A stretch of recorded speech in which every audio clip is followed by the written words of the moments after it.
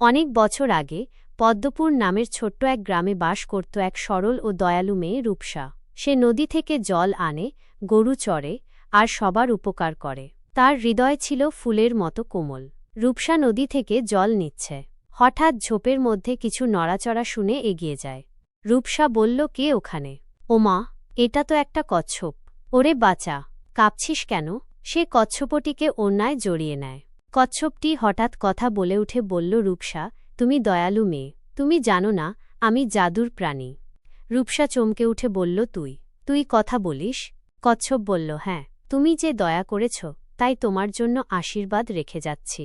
যেখানেই তুমি পা রাখবে ফুটে উঠবে পদ্মফুল। রূপসা নম্র গলায় বলে উঠল, আমি তো কিছু চাইনি, আমি শুধু তোর কষ্ট লাঘব করতে চেয়েছিলাম। কচ্ছপটি বলল, এই দয়াই তোমার শক্তি। এবার দেখো, পৃথিবী তোমার ভালোবাসা চিনবে। মুকুল, যে ছিল রূপসার ছোটবেলার বন্ধু, সে চন্দ্রবালা ঠাকুমাকে বলল, রূপসার পায়ে পদ্মফুল ফুটছে। এটা কি ভালো না বিপদ ডেকে আনবে? ঠাকুমা হেসে বলল, আহা মুকুল, রূপসার মতো মেয়ে যেখানে আছে সেখানে আশীর্বাদই বর্ষে। ওর হৃদয়টা সোনা দিয়ে গড়া। মুকুল বলল, আমি সবসময় ওর পাশে থাকব ঠাকুমা। কেউ যদি ওকে কষ্ট দেয় সহ্য করব না। মাধব ছিল এক লোভী ব্যবসায়ী। সে বলল, এই পদ্মফুলগুলো যদি আমি শহরে নিয়ে বেচি কত টাকা আয় হবে জানিস? তার সহকারী বলল, কিন্তু ওগুলো তো জাদুর ফুল। মাধব বলল, তাতে কি, জাদুর জিনিসেই তো দাম বেশি। কাল রাতে চুপচাপ ফুল তুলে আনব।